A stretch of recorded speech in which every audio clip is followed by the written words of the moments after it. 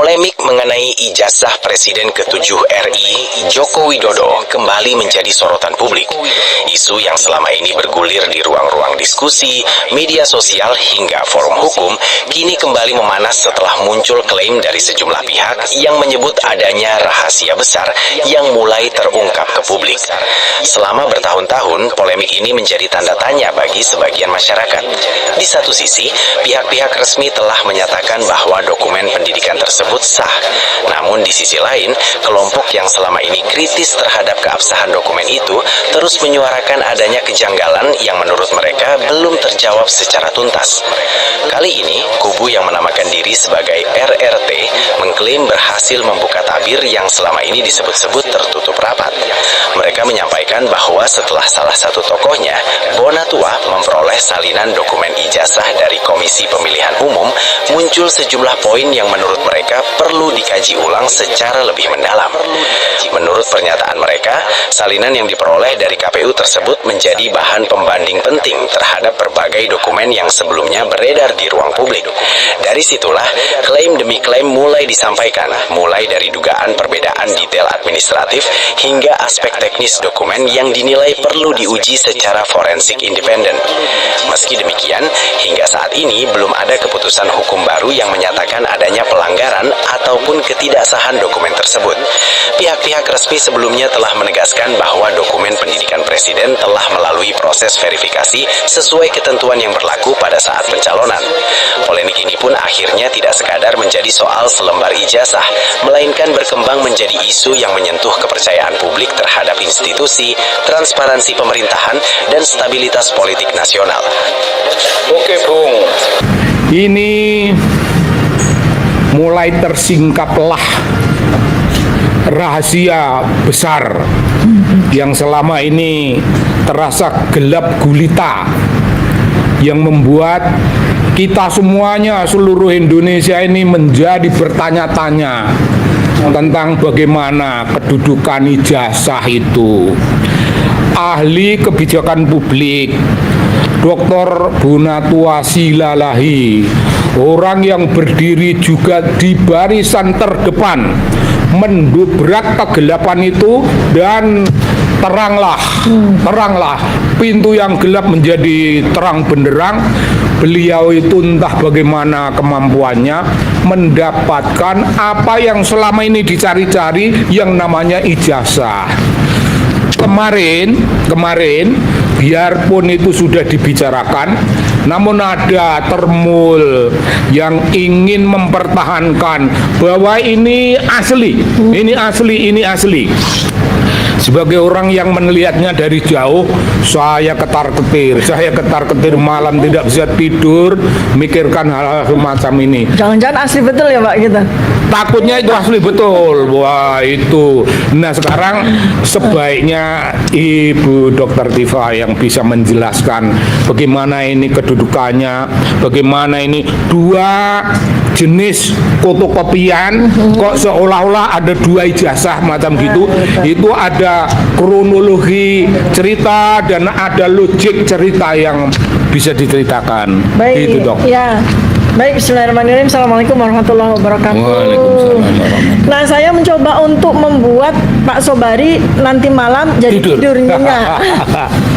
Kemarin 2 malam udah nggak tidur nyenyak, gara-gara kemunculan dari fotokopi ijazah versi KPU Pusat. Ya, ini versi KPU Pusat. Jadi 2 ijazah ini yang digunakan oleh Joko Widodo untuk mendaftarkan diri sebagai presiden tahun 2014 dan tahun 2019. Nah, kita masih menunggu nih, sama-sama menunggu kemunculan dari, ya karena Pak Bonatua sudah menang ya, pada sidang KIP sudah menang, artinya konsekuensi dari semua KPU yang terlibat dalam proses pemilihan Pak Joko Widodo, baik mulai dari Surakarta, wali kota 2 kali tahun 2005 dan di tahun 2010, kemudian gubernur ya di tahun 2012. Nah, ini kita tinggal menunggu 3 spesimen yang belum dikeluarkan oleh 2 KPU tersebut ya, Surakarta 2 dan Jakarta 1. Nah, ini hari ini saya mau membuat Pak Sobari nanti malam tidur nyenyak. Kecuali kalau minum kopi jam 10 malam, nah baru ini mau saya bikin panjenengan sarenya enak, nyenyak ya gini. Jadi kalau saya, karena memang meneliti ijazah Joko Widodo ini sejak tahun 2022, Pak. Nah, ini saya sekaligus juga membantah tuduhan-tuduhan dari termul-termul yang mengatakan bahwa kami ini meneliti baru bulan Agustus 2025 loh. Padahal itu launching buku Jokowi's White Paper yang isinya adalah hasil penelitian kami. Sejak kapan? Nih, sejak tahun 2022, tepatnya bulan Oktober.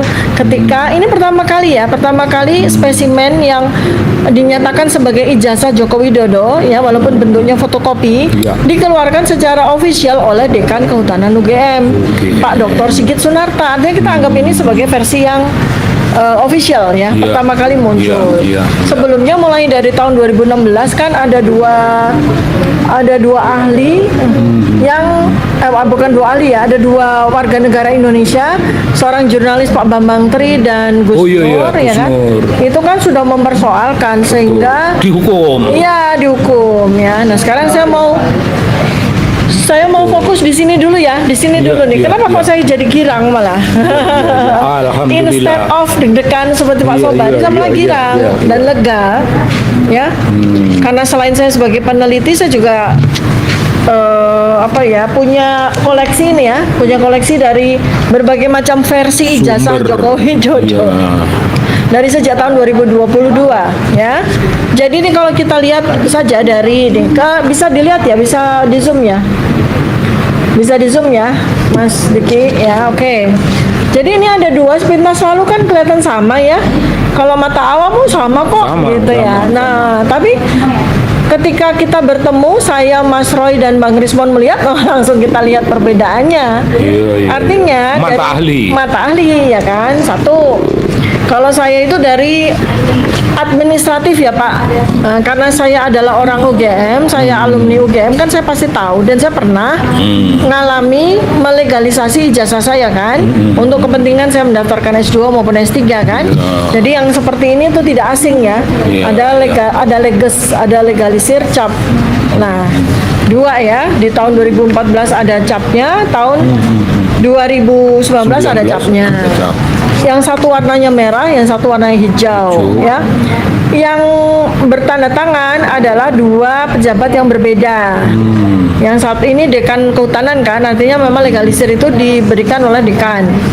Nah, yang menarik adalah pada legalisir ini, ya, sebuah legalisir ijazah itu sebelum ditandatangani oleh pejabat dalam hal ini dekan, itu harus diparaf oleh penanggung jawab di fakultas tersebut, yaitu pembantu dekan 1 bidang pendidikan. Pada fotokopi atau legalisir yang pertama ini ada paraf sedikit kecil, ya. Nah, pada yang kedua nggak ada parafnya. Sama sekali tidak ada parafnya. Oke. Nah, yang menarik adalah baik spesimen yang pertama maupun spesimen yang kedua, ya, inilah yang terjawab ketika sekitar 1 atau 2 bulan yang lalu kita sama-sama minta salinan ijazah ini dari KPU, tapi kemudian oleh KPU itu ditutupi, ada 9 artefak Pak, ditutupi di plaster-plaster gitu. Nah, itu kan kita curiga, kenapa, apa yang dia tutupin? Dari 9 itu apa sih yang dia tutupin gitu? Dia menutupi tanda tangan rektor, tanda tangan dekan, nama dan sebagainya, nomor dan sebagainya. Tapi ada satu yang dari 9 artefak yang ditutup plaster, pasti ada satu yang betul-betul dia tutupi, betul-betul dia takut kalau kita tahu. Kalau rektor, tanda rektor kita udah tahu di media sosial, tanda tangan dekan kita udah tahu di media sosial, namanya Joko Widodo udah tahu, nomor mahasiswanya saya sampai apal kan, 1681 saya apal. Tapi ada satu dari 9 artefak kita ditutup, apa Pak? Ternyata setelah dibuka memang betul fatal, karena di legalisasi ini nggak ada tanggalnya. Nggak ada tanggalnya. Kapan itu? Iya, ini fatal. Ini fatal, ya. itu. Dari kefatalan dua hal tersebut ya. Pertama adalah dari dari perbedaan yang ada dari sisi morfologi dari dokumen ya, ini sudah beda. Kemudian yang berikutnya lagi adalah legalisasinya. Tidak ada paraf ya dari pejabat di bawah dekan dan tidak ada tanggalnya. Nah, itu udah fatal.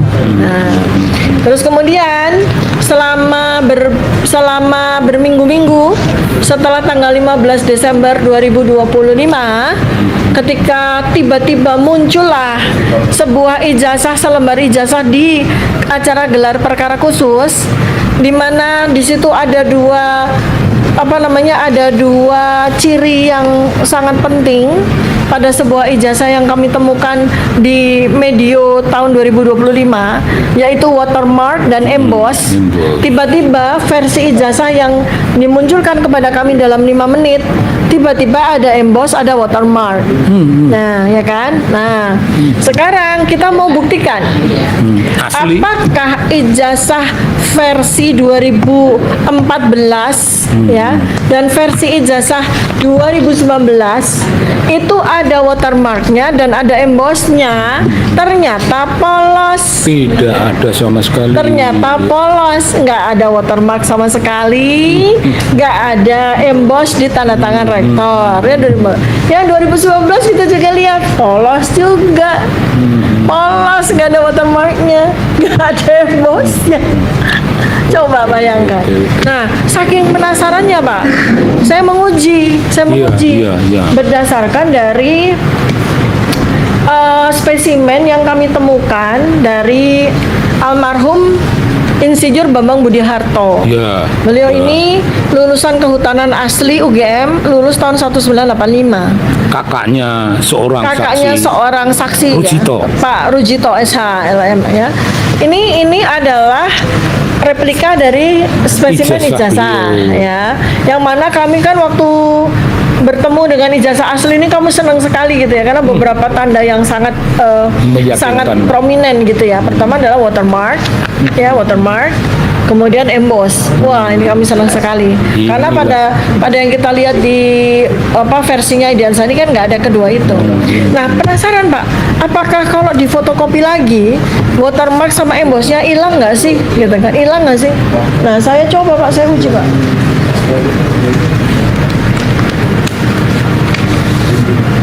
Ternyata tetap ada Pak. Tidak hilang. Tidak hilang, tetap ada. Itu ya. Oke. Itu dulu saya spill Pak supaya Pak Sobarinya tidur nyenyak. Masih ada dong sedikit pertanyaan. Coba. Apakah temuan yang ini itu sudah tegas menjadi peneguhan bahwa apapun temuan di belakang hari dari KPU Solo, dari KPU Jakarta, dua KPU itu, apapun temuannya tidak akan bisa mendebat ini. Oh iya. Sudah pasti itu. Sudah pasti. Bagaimana logiknya? Ya, logiknya sebenarnya itu ketika ini sudah muncul KPU pusat, ketika sudah muncul KPU pusat, ini kita bicara secara neuroscience behavior ya Pak, secara ilmu saya ya. Ini kan dia menggunakan dua dokumen ini untuk meraih jabatan yang nggak ada lebih tinggi daripada jabatan presiden. Artinya apa? Secara logika, secara behavior, dia pasti mempersiapkan dokumen yang pasti sangat perfect, sesuai sama versinya, sesuai sama ukurannya kan. Sehingga kalau diambil ini kalau kita secara penelitian kita mau studi komparasi, kan harus ada gold standarnya Pak, standar emasnya, standar bakunya. Mana dari standar baku yang kita pakai? Apakah dokumen untuk presiden atau dokumen untuk gubernur atau dokumen untuk wali kota? Pasti dokumen untuk presiden. Ya, ya. Nah, kita sudah mendapatkan ini adalah gold standard. Iya, Ya kan? Ini adalah gold standard. Artinya sebetulnya kita mau dapat spesimen dari Surakarta maupun spesimen dari Jakarta udah nggak terlalu relevan. Oh, nggak relevan Iya. lagi. Karena untuk jabatan rendah gitu, Iya. buat apa? Kecuali kita kemarin Boratua dapat dari yang wali kota. Nah, kita Wah, mesti cari lagi. iya. Ini begitu udah pusat Ini begini ya. Ini gold puncak, standard. puncak. Gold standard dari sebuah penipuan. Oke. Kita Gitu. berterima kasih pada Bung Bonatua ini. Dan kita berterima kasih kepada KPU Pusat karena keberaniannya. Keberaniannya, ya. Yang saya rasa ini adalah keberanian yang diperoleh dari restu seseorang. Iyalah. Yang Bukan pasti orang punya. yang di Solo kira-kira. Bukan, udah pasti bukan. Pasti KPU ini membuka dokumen yang sangat penting. Yang ini adalah sebuah apa Pak bahasa Jawanya ya? Penutup itu loh, penutup dari sebuah kisah gitu tuh. Apa tuh? Penutup dari sebuah kisah Yo, yang membuat kisah itu menjadi happy ending nih. Kemenangan. kemenangan ya. Kemenangan ya. Buka wadi. Buka wadi ya. Wadi ini Jokowi. Wadinya Jokowi. Terus muter lah. Iya, ini kita udah ya ini kalau apa namanya dengan dokumen yang sudah dikeluarkan oleh KPU, kami bertiga ataupun kami berenam ya dengan yang klaster 1 itu Iya. masih juga ditersangkakan.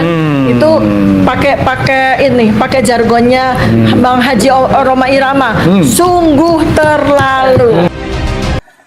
Halo teman-teman semua, selamat datang kembali di channel Payung Politik, tempat di mana kita membedah dinamika politik Indonesia secara cerdas, kritis, dan transparan. Sobat politik semuanya, hari ini kita bakal membahas sebuah isu yang benar-benar lagi menggegerkan publik dan jadi perbincangan amat panas di berbagai platform media sosial. Kasus ini enggak cuma menyita perhatian rakyat kecil, tetapi juga membuat para tokoh hukum dan pengamat politik ikut angkat bicara.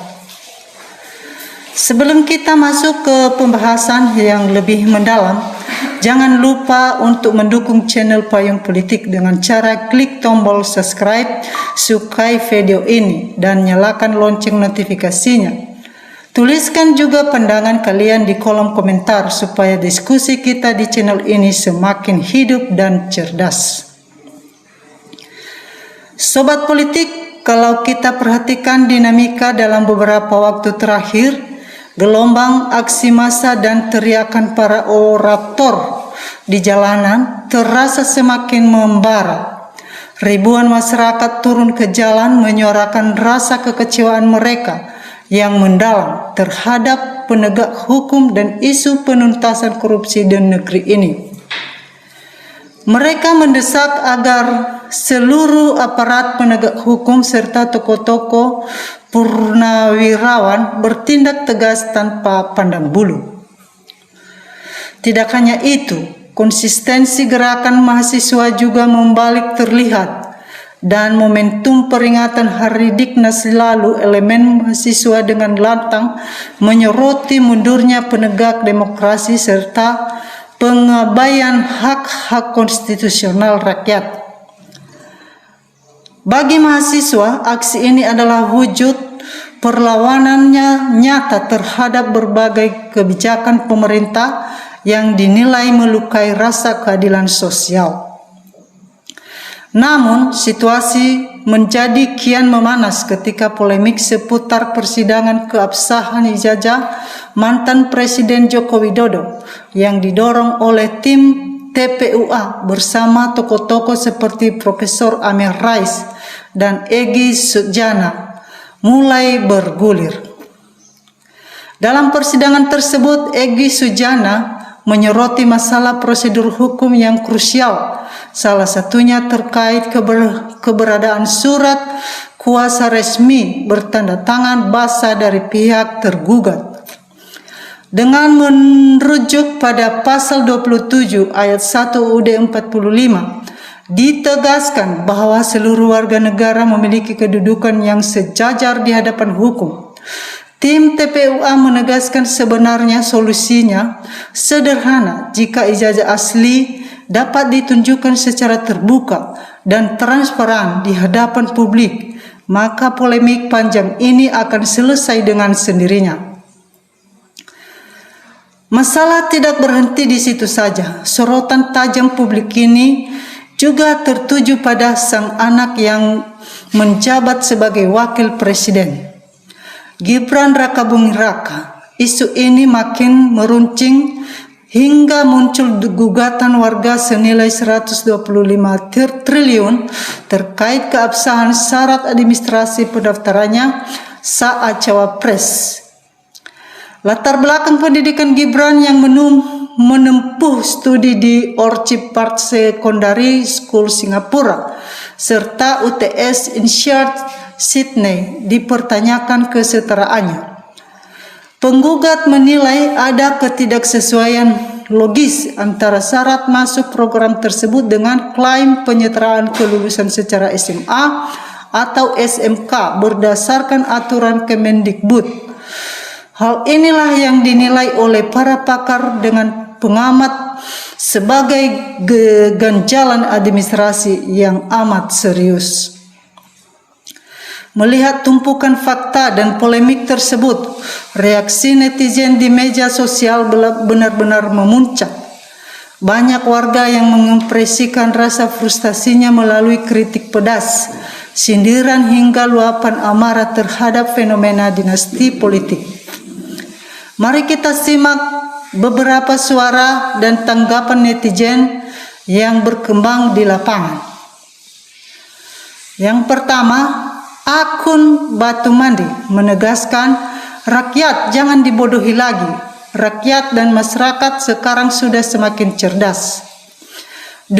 Akun Supriyati menuliskan rasa kekecewaannya kalau rezim tak mampu menegakkan hukum, lebih baik mundur saja. Poin berikut, sementara itu akun Sugiri mengapresiasi gerakan mahasiswa. Para mahasiswa mewakili rakyat Indonesia tanpa pamrih. Hidup mahasiswa Indonesia.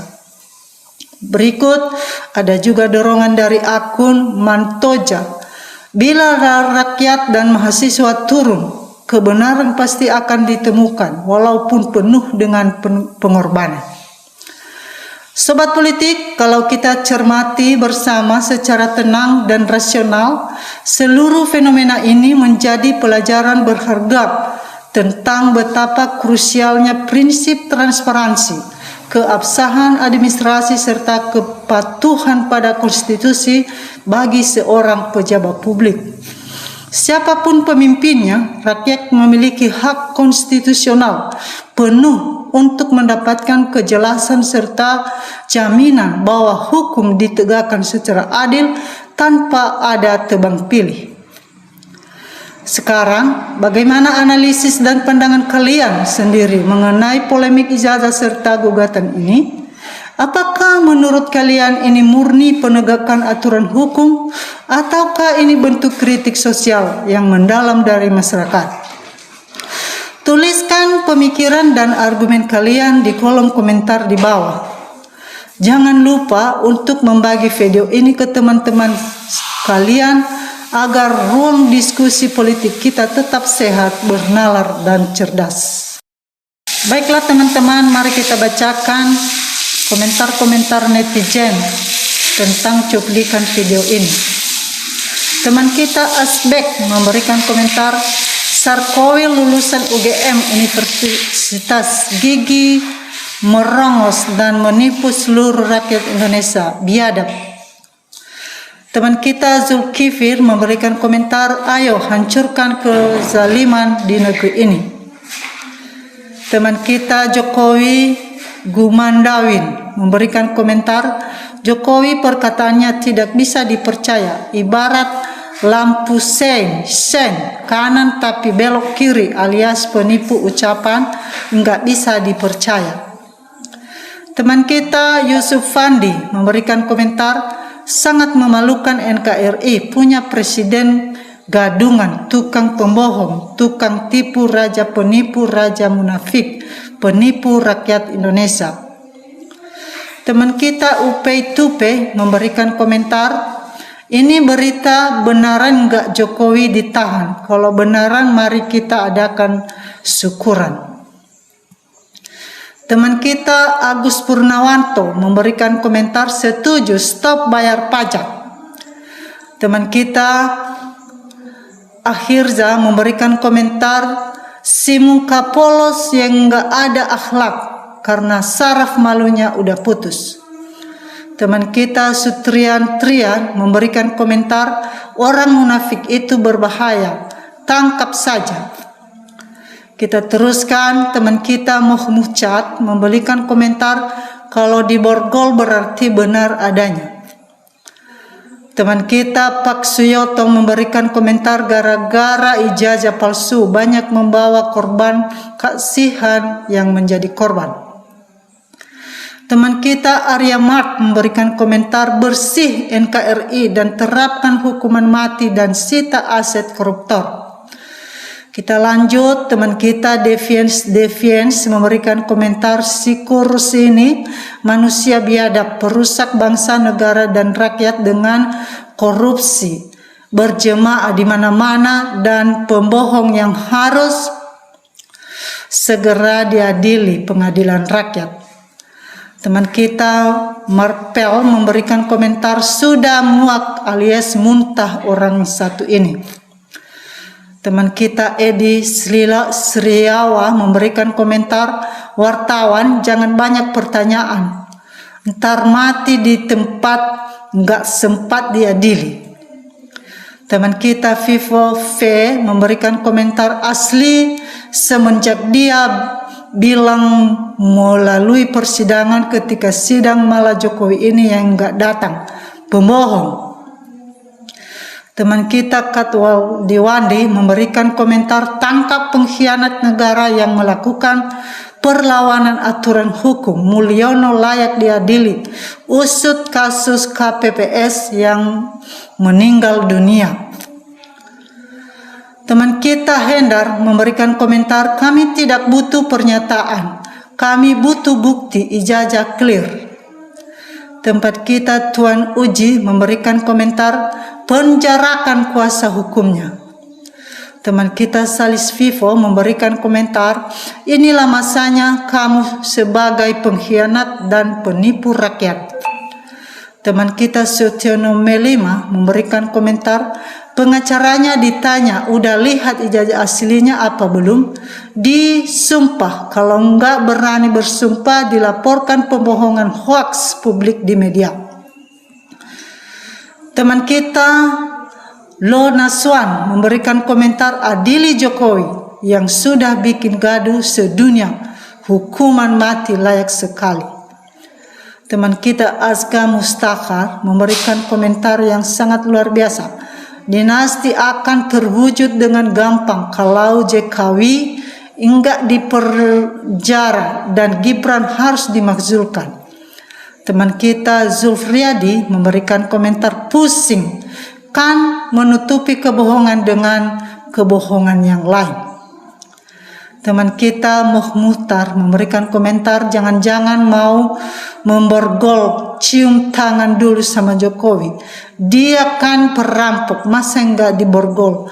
Maling ayam sih diborgol. Teman kita Zolex memberikan komentar hukum mati lebih baik biar enggak nular ke generasi penerus bangsa Indonesia. Teman kita Hijrah Cinta memberikan komentar kami dibuat bingung oleh pemerintah gara-gara ijazah palsu. Teman kita Mahyunis memberikan komentar tanda-tanda orang munafik lain di hati, lain di mulut, lain kata, lain perbuatan, sekanan belok kiri. Teman kita Anak Raja memberikan komentar good news kalau Jokowi sudah dijemput paksa, semoga hukum keadaan benar-benar ditegakkan. Dugaan-dugaan korupsi, ikan ngambeng transfer 2T dan lain-lain semoga di follow up proses dan adilin. Teman kita Rahmat Hidayah memberikan komentar Jokowi semakin banyak ditanya semakin banyak berbohong.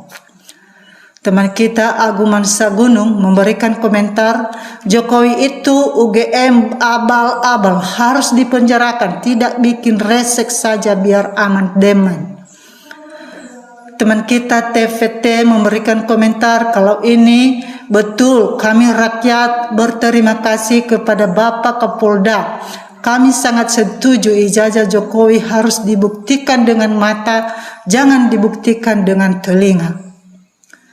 Teman kita Alfonito Batman memberikan komentarnya, harus bisa diadili dengan jangan tebang pilih.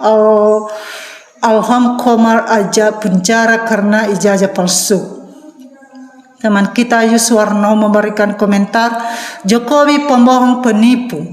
Dulu bilang dosen pembimbing Profesor Kasmujo, sekarang lain pembimbingnya itu muka orang pembohong dan koruptor, periksa itu bunker bawah tanah. Demikianlah teman-teman komentar-komentar daripada teman-teman kita, dan saya undur diri dari channel Payung Politik. Salam NKRI, harga mati.